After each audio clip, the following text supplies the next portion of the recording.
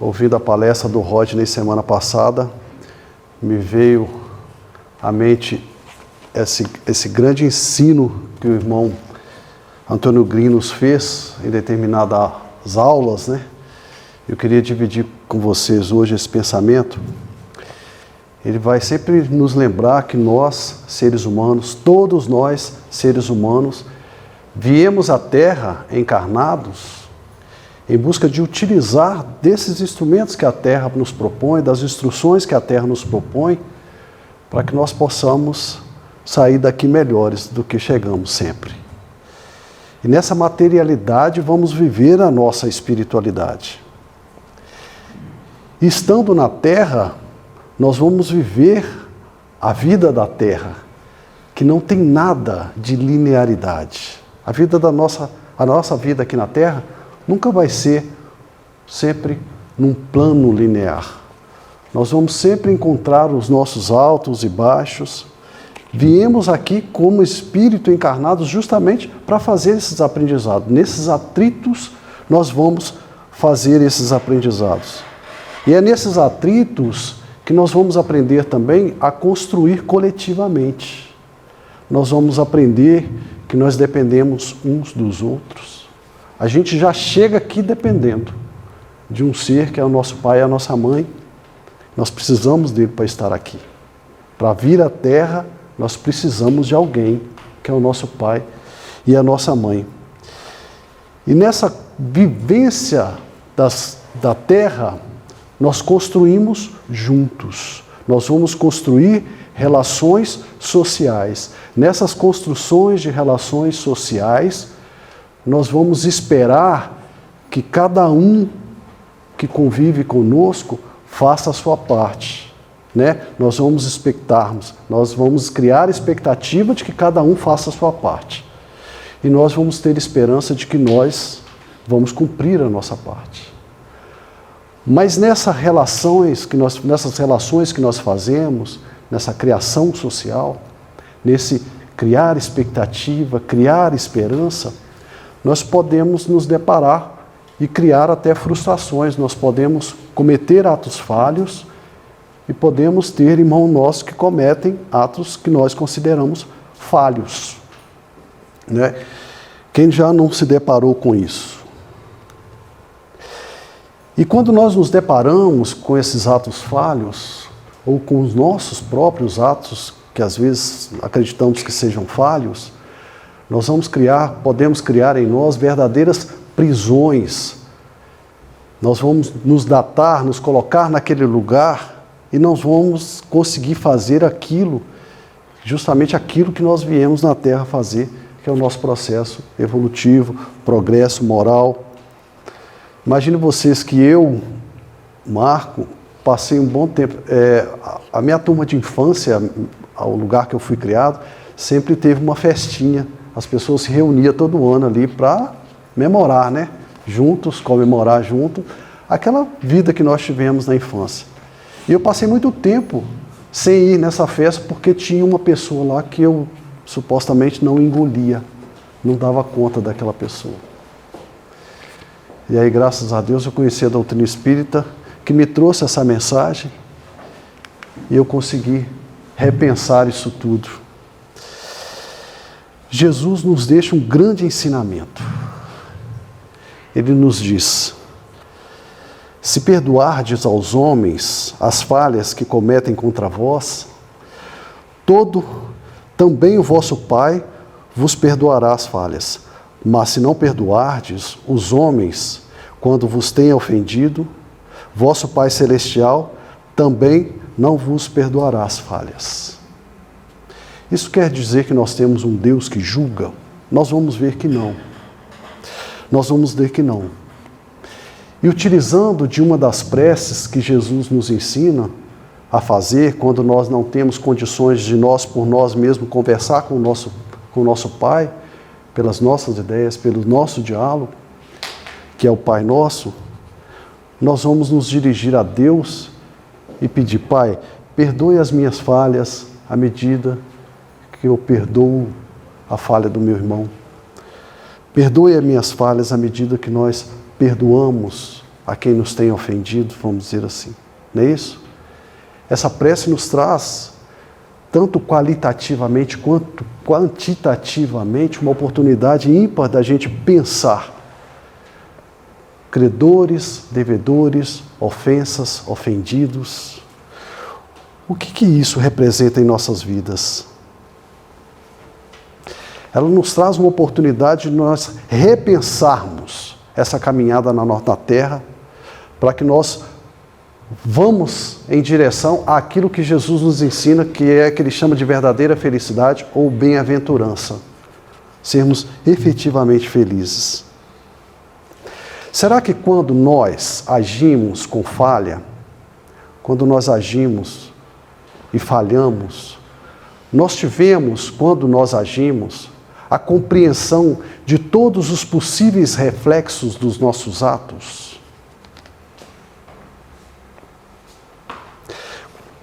Pensem vocês, quando a gente está imbuído de boa intenção, quando a gente faz alguma coisa com muito boa intenção e aquilo cai mal para uma outra pessoa,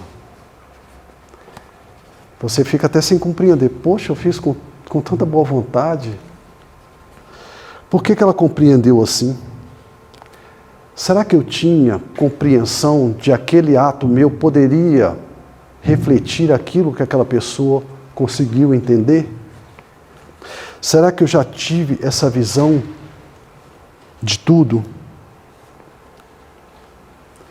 E aí, como é que é perdoar isso?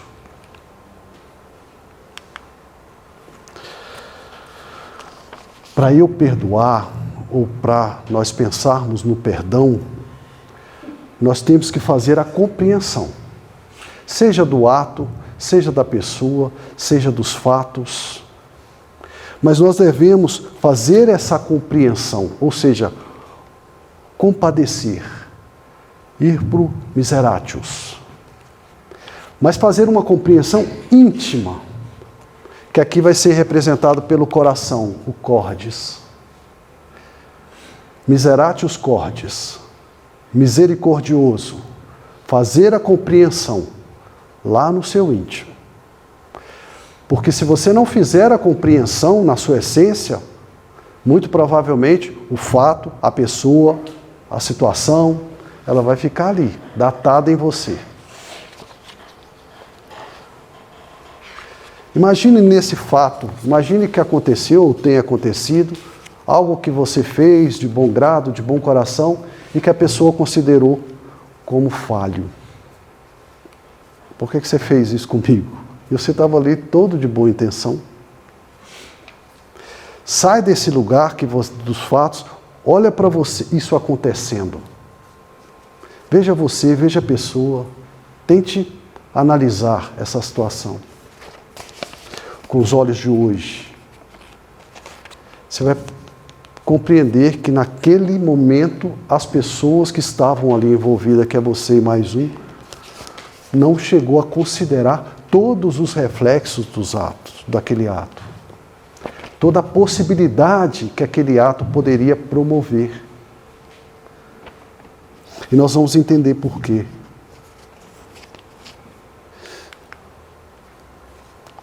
No Evangelho segundo o Espiritismo, no item 16, capítulo 10, um dos Espíritos Protetores vai nos ensinar, através daquela mensagem que foi trazida por Mateus de Jesus,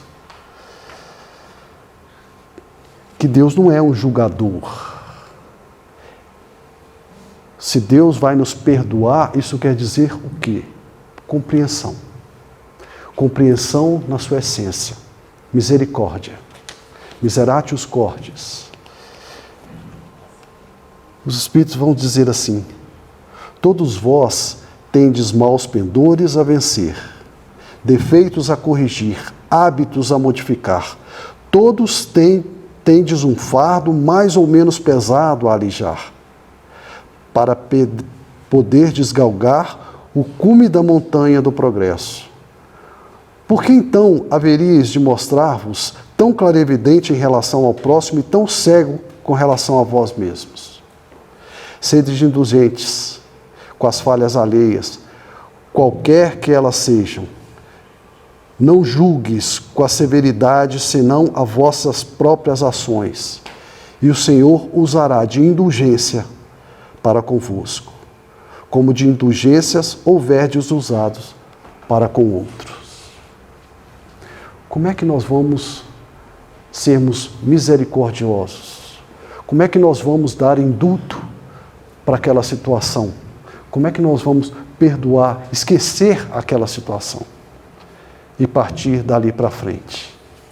Gente, eu vou deixar claro aqui que não estou falando que aconteceu um fato com uma amizade muito grande, que a gente tem que continuar aquela amizade muito grande. Não é isso. Né? Eu estou falando de você se liberar daquele peso de situações que nos oprime e liberar outras pessoas do peso que a oprime. É apenas isso. Então nós vamos ver aqui que a doutrina dos Espíritos vai nos afirmar que ninguém deixa de apresentar o mais e o menos. Nós todos temos um para mais e um para menos. Seja na compreensão, seja no jeito de falar, seja no ato, seja no pensar, seja no conhecimento, seja em qualquer situação, cada um de nós tem o mais e temos o menos, porque nós apresentamos padrões diferenciados de capacidade de conceber, de perceber e de conscientizar as ações, as coisas, o mundo. E aí eu vou trazer um pouco do que o Rodney trouxe semana passada para a gente. Nós necessariamente devemos presenciar isso nas nossas vidas.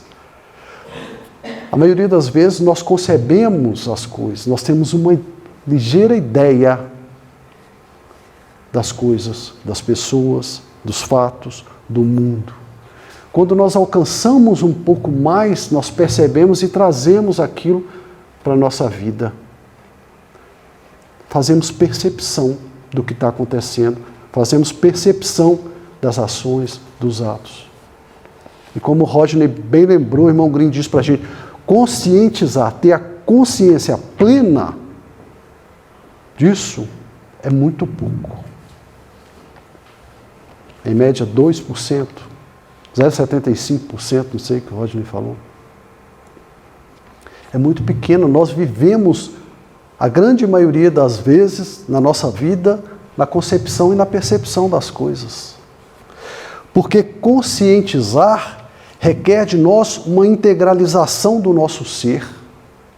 Eu me conheço, eu sei quem eu sou, eu sei efetivamente quem eu sou. Até nos processos mediúnicos, eu sei o que é meu e o que não é meu, as ideias que são minhas e que não são minhas. A gente não tem essa clara evidência. Muito pouco, muito pouco. Nós vivemos, na grande maioria das vezes, na conceber e no perceber as coisas. E no perceber e no conceber, como ela é um meandro inicial, ela nos leva para uma fragilidade muito grande. Será que eu tenho efetivamente a noção dos efeitos, dos reflexos que os meus atos provocam? Se eu estou apenas concebendo e percebendo os meus atos, eu não estou conscientizando efetivamente de tudo.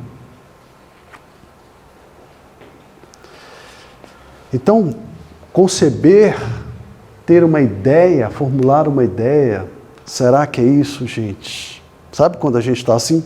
Será que é? Será que é isso mesmo que eu entendi? E quando eu vou para a percepção, nós aprendemos, trazemos uma impressão para dentro da gente e a gente tem uma ligeira ideia, assim, é isso. Mas será que efetivamente nós conscientizamos? Não. E quando nós percebemos, não acho vocês que quando nós percebemos para mais, que tem pessoas que percebem para mais. Elas são antenadas, vamos dizer assim. Mas ela é antenada em tudo? Não. Posso dizer até que quando nós somos conscientes das coisas, nós não somos conscientes de tudo. Nós temos vieses. Por quê? Porque nós temos padrões diferenciados. Padrões diferenciados. Numa aula, o irmão Grimm, trazendo essa ideia, contou para a gente uma parábola de um homem velho chamado Metzer. É um ancião que vivia num povoado, no cume de uma montanha, numa cidade asiática.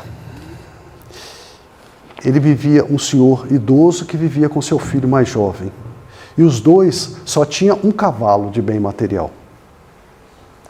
Um dia esse cavalo sumiu.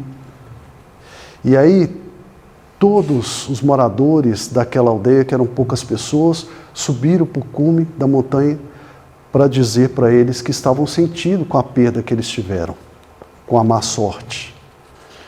E o velho olhou para aquelas pessoas e perguntou: será que isso é má sorte? Passou algum tempo, alguns dias, o cavalo voltou. E voltou com ele alguns cavalos selvagens. Cresceu o seu rebanho. E aí tentando domar aqueles cavalos, o filho dele, que era mais novo, que era bom de montaria, sabia montar, caiu e fraturou a perna. Perdeu qualidade de trabalho, era o único filho que ele tinha.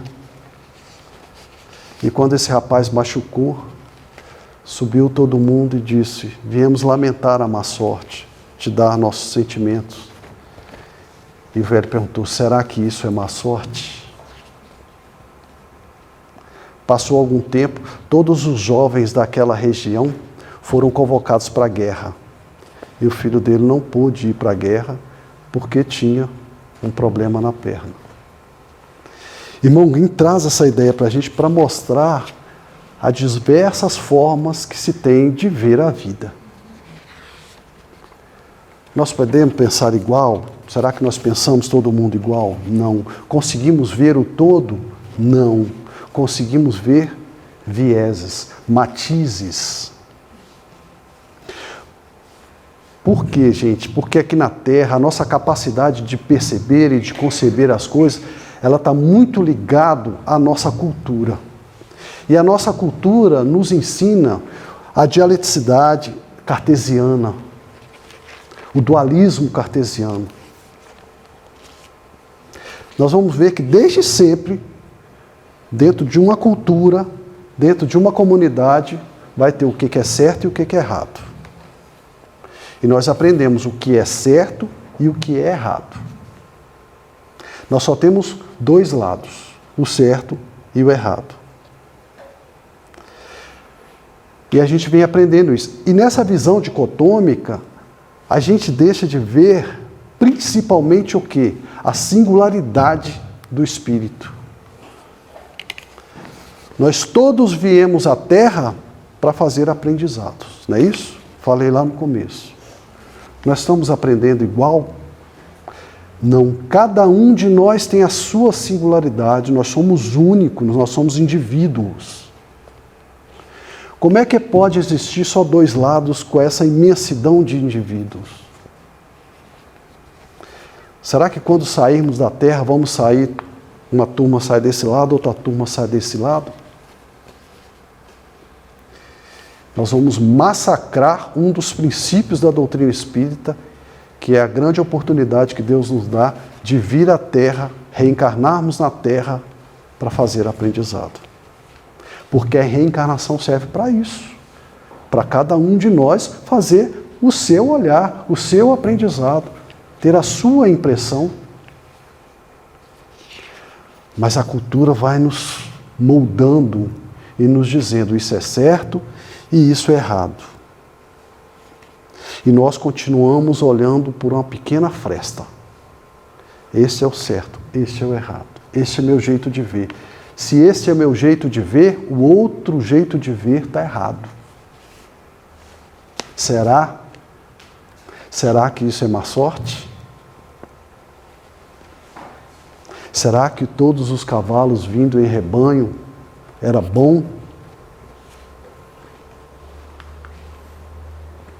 Esse pensamento cartesiano vai nos trazer um lado e outro, e muitas vezes nós temos que escolher um lado e outro, quando nós poderíamos fazer um olhar sistêmico, olhar para o todo.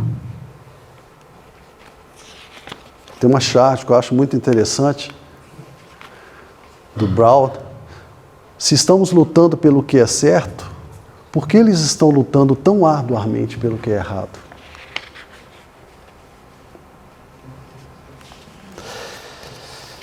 Numa reunião de dezembro de 61, o Espírito Emmanuel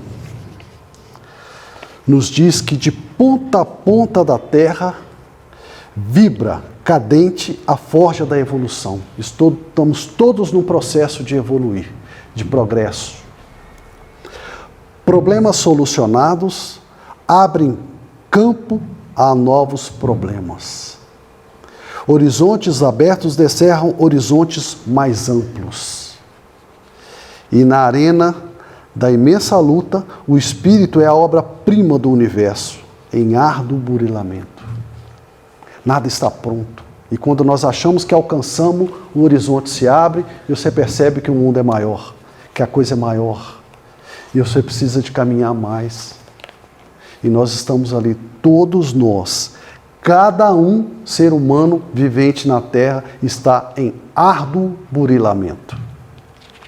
Se burilando todos os dias nesse caminho, na seara, na busca, na caminhada, do que Jesus chama de bem-aventurança.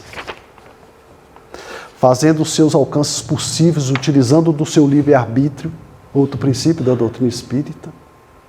Dentro do seu possível, dentro daquilo que alcançou, ele vai agir. Vai receber os reflexos da sua ação? Vai. Mas precisa ficar preso nele? Não. Amanhã é um novo dia. A capacidade de nós, de cada um de nós, de ver, de codificar e decodificar as coisas, vai ser aquilo que é possível a cada um de nós. É o possível de cada um de nós. Eu posso cobrar de você que você faça diferente? Se é o seu possível? Cobrar o quê? Essa exação, essa cobrança que nós fazemos, nós só podemos cobrar o que a pessoa tem para dar. Mas, infelizmente, nós somos muito precários vivendo na matéria. Nós somos materializantes, quando nós deveríamos ser espiritualizantes. Nós somos muito precários. Nós não alcançamos a consciência espiritual, que Rodney trouxe para nós semana passada. A consciência do ser humano, independente do aspecto físico, por exemplo. E por isso nós não alcançamos a diversidade, o plural. Nós ficamos lá. Inclusive nós que estudamos profundamente a doutrina espírita ainda continuamos dentro de uma panela ou de outra, ou é certo ou é errado. E a diversidade. Imagina quantos espíritos tão diferentes. Mas como é que a gente aprende? Só apanhando, né? É pela dor. Então basta nós, ou um dos nossos filhos, ou um ente querido, quando ele vem nessa diversidade, quando ele nasce nessa diversidade, ou quando na caminhada da Terra ele entra para essa diversidade, tem uma doença, tem um aspecto físico que causa preconceito, que causa estigma, aí você vai parar para pensar. Por quê que ele é diferente? E a diversidade? Existem as caixinhas onde eu encaixo as pessoas? Será que existe?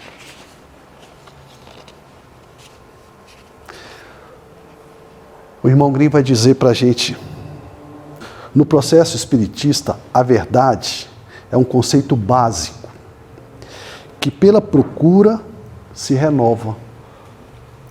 Amplia a visão em paralaxe, consequentemente, dá novas feições nas dimensões ao mundo, à terra, a conjugação do homem com o mundo, com a terra, ao universo, ao cosmos e à eternidade.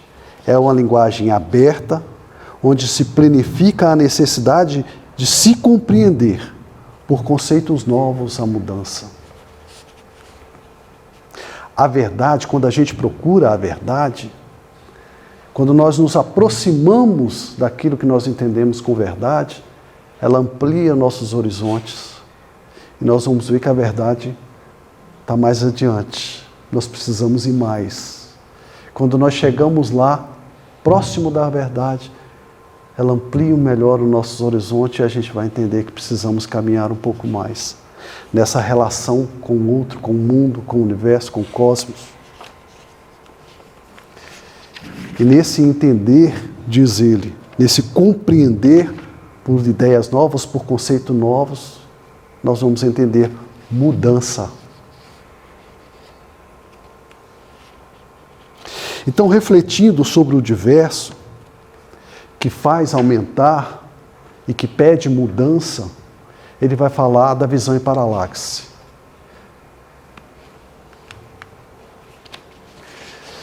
O que é a visão em paralaxe? É esse recurso que nós temos de ampliar o nosso ponto de vista, que se tem sobre determinado objeto, por meio de conjugação de diferentes perspectivas. Eu deveria pensar um pouco mais. Quando a pessoa fez alguma coisa comigo que eu não gostei, que não me caiu bem, eu deveria pensar um pouco mais. Por quê? Como é que essa pessoa está vivendo, por exemplo? O que aconteceu? Será que não partiu de mim primeiro o ato e ela está, a minha ação, e ela está somente reagindo? Eu vou ampliando e percebendo essa pessoa nessas condições, eu vou ampliando e percebendo a minha visão desses fatos, nessas situações. É o que nós conseguimos fazer hoje, quando se passa um longo tempo. Por quê? Porque angariamos conhecimento, angariamos reflexões nesse distanciamento. Então eu vou fazer um olhar mais amplo, que é a visão em paralaxe, e não fazer apenas por frestas.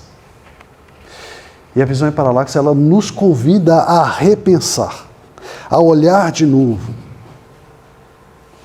a ampliar o nosso ângulo de visão.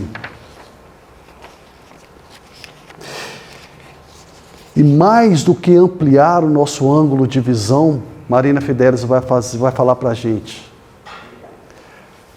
olhe com o melhor olhar que você tem.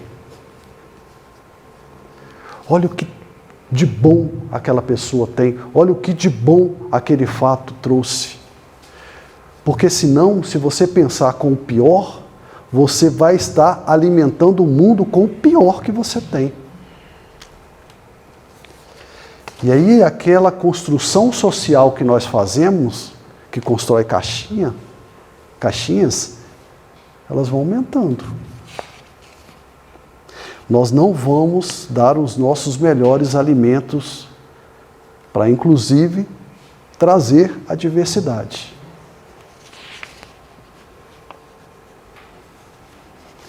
E vários de nós, compondo melhores pensamentos, com melhor ângulo de visão, com certeza as nossas construções sociais serão melhores. Mas para isso nós precisamos estar, o quê? Voltar lá atrás, abertos à compreensão, a compadecer, ao miseratius, na essência, no ser do ser humano, e não pela boca. Miseratius cordis, sejamos misericordiosos. Tenha um pouco de paciência, reflita, pense. Porque na minha forma de ver o mundo, vai se somar com as demais formas de ver o mundo parecido. Não quero falar de frequências e energias iguais, senão a gente vai ficar preso nisso. Mas a minha forma de pensar se soma à forma de pensar parecida com a minha. Se o meu alimento é bom, ela vai se somar a alimentos bons. E aí nós vamos, inclusive, com o nosso melhor alimento, conseguir ver os bons alimentos do mundo e não os maus alimentos do mundo. Porque a gente vai estar ligado àquilo. É assim que nas nossas leituras de ângulos, as nossas leituras dos fatos, das coisas, do mundo, das ações, nas nossas perspectivas de ver, com o coração aberto a entender o possível de cada um, nós vamos enxergar o melhor, nós vamos fazer o melhor, nós vamos construir o melhor.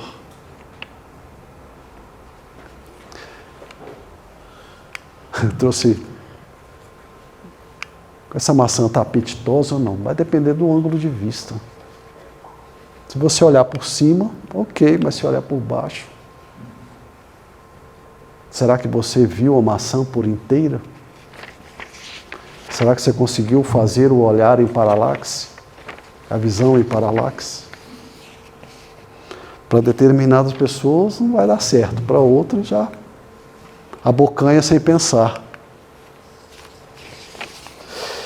Irmão Green, numa aula de junho de 2018, vai dizer para a gente que esse processo de mediar a vida, em todas as suas complexidades, representam pensamentos, sentimentos, percepções, imaginações, fantasias, padrões, portanto, significados diversos, energia, compondo informação e comunicação numa representação da consciência, que inteligentemente faz o plasma, ou seja, materializa aquilo que lhe é na sua essência. Através do produto mediúnico. Produto mediúnico aqui nessa mediação da vida, nessas interações que nós fazemos. Ajudando a construir, através de partículas inteligentes, novo mundo que gradualmente, com especificidade, está emergindo, está surgindo, através da sua construção. Oportunizando alcances de outras dimensões da realidade, como, por exemplo, a visão em paralaxe. Como, por exemplo, auxiliar a todos que façam uma visão do tudo, e não apenas frestas de olhares.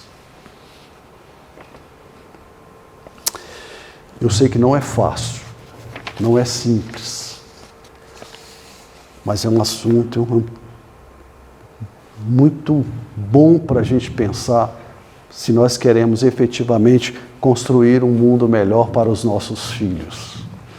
Não é para a nossa reencarnação, não é para nossos filhos. Para fazer esse indulto,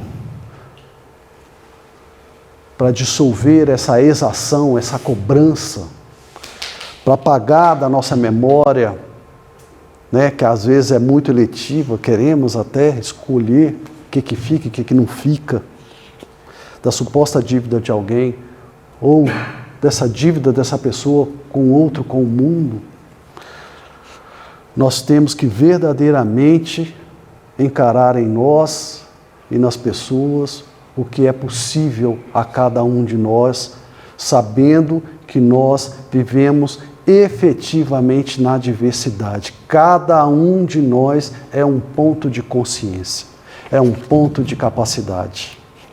E todos nós estamos, todos os dias, nos burilando para aprender, ainda que inconscientemente. Se nós soubéssemos tudo, se as pessoas soubessem tudo, ou tivessem o dever de saber, como a gente fala, muito provavelmente não estaria encarnada. Estaria nos ajudando de lá. Então, que nós tenhamos ou sejamos mais misericordiosos. Conosco mesmo e com o próximo. Porque, como eu sempre digo, fazer caridade com o próximo é muito simples. Mas fazer caridade conosco é uma obrigação. Jesus nos ensina a amar ao próximo como a ti.